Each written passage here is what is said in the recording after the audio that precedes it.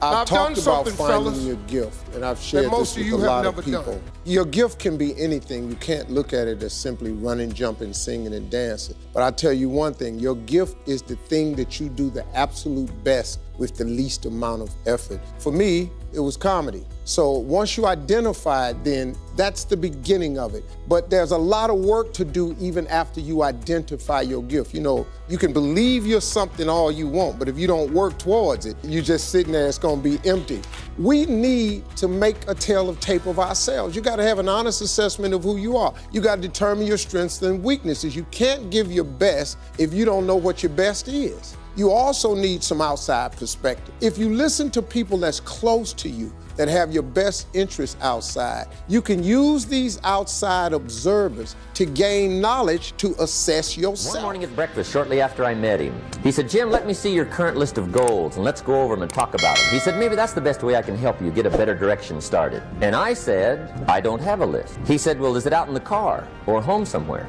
I said, "No, sir. I don't have a list anywhere." He said, "Well, young man, that's where we got to start." He said, "I can tell you right now, if you don't have a list of your goals with you," he said, "I can guess your bank balance within a few $100s, which he did. And that got my attention. I said, "You mean my bank balance would change if I had a list of goals?" He said, "Drastically." That day, I became a willing student how to set goals. And sure enough, learning how to set goals changed my life. And I often wondered why no one had ever taught me how to set goals up until age 25. I went to high school, but if they offered it, I missed it. I went to college for a year, never heard it. I worked for Sears, and to my knowledge, Sears never taught it, right? How to set goals. So here I am, age 25, married, my family's starting, I've been to college, I'm working, and I still don't know how to set goals. But fortunately, when I was 25, I met the man who taught me how, and it revolutionized my whole life. Economically, socially, personally, it's incredible. Philosophy, not country. You can turn around your income, you can turn around your bank account, you can turn around your skills, you can become capable, powerful, sophisticated, healthy,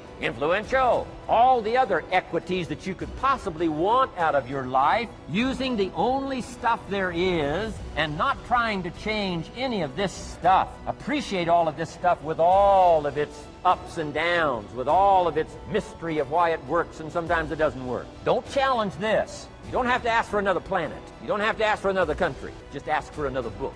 Ask for another seminar. Ask for another idea. And you can start this whole process of personal life change. Now, I could spend the whole day on philosophy, because that's where it is. If I could get you intrigued with that enough to study it, enough to ponder it, to where you would pick up the commitment like I did and say, hey, as simple as an apple a day, as simple as a walk around the block, why not start right there? If you don't start there, where else are you going to start? Might as well start where it's easy, and then go to the more complicated distance. I started telling jokes, I made $25 a night. The first year in comedy, I made $3,000. Second year, I made $5,500. The third year, I made about $7,200. I became homeless. You make 3, 5, and 7, 12, 13, 14, $15,000 in 3 years. That's how you get homeless. That's why that lady was out here, Miss Deborah, feeding homeless people, because I was one of them. I lived in a car for 3 years because I wasn't making enough money. But guess what? I kept telling them $25 jokes till they started paying me $250 a night. I kept telling them $250 jokes till they started paying me $25,000 a night. I kept telling them $25,000 jokes till they started paying me $75,000 a night. Then I told them jokes for $75, then they started paying me $125 a night. Then I kept telling them, they done paid me $500,000 for these. Without the kings of comedy, we made $58 million in 1 year. You know what we did? We told jokes. They ain't nothing but English. Ain't what like I was doing them in Spanish or no like that. I was doing same funk jokes for $25. I just kept repetition over and over and over. I turned them jokes into an empire. I turned them jokes into a lifestyle beyond my wildest dreams. I turned them jokes into funds. My grandkids ain't got to worry about nothing. I done put up so much with them $25 jokes. You are sitting on an empire. You are worth millions. That's how you become a millionaire. You don't try to think of a million. You just do this $10 thing you got over and over and over. Big problem. I haven't got $2 in my pocket. Now I'm a grown man, I live in America, I've been to 1 year of college, I'm married, I've got a family, and I don't have $2 in my pocket. And I didn't want to tell her that. So I did what I thought was next best. I lied to her. I said, hey, look, I've already bought lots of Girl Scout cookies. I've still got plenty in the house that we haven't eaten yet. And she said, oh, that's wonderful. Thank you very much. And she leaves. When she leaves, I say to myself, I don't want to live like this anymore. I mean, how low can you get lying to a Girl Scout?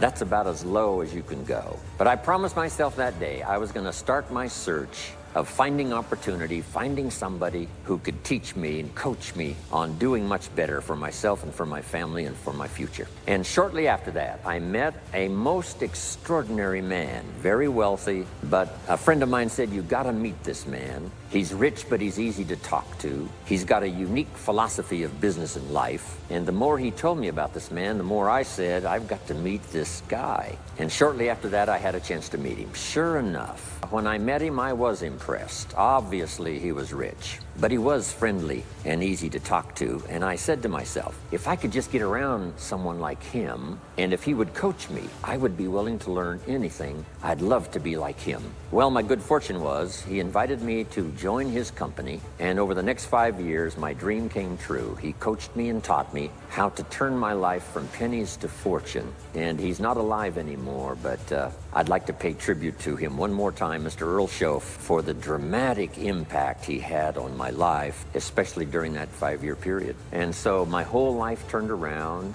I made my fortune by the time I was 32, starting at age 25. Some of the ideas that I want to share with you today came from that 5-year experience. If you want to be successful, here's the thing you have to do. You have to jump. There is no way around it. You have to jump. Every successful person has jumped. You got to jump. You got to take a leap of faith. You got to dash off that cliff, and you got to jump out there as far as you can.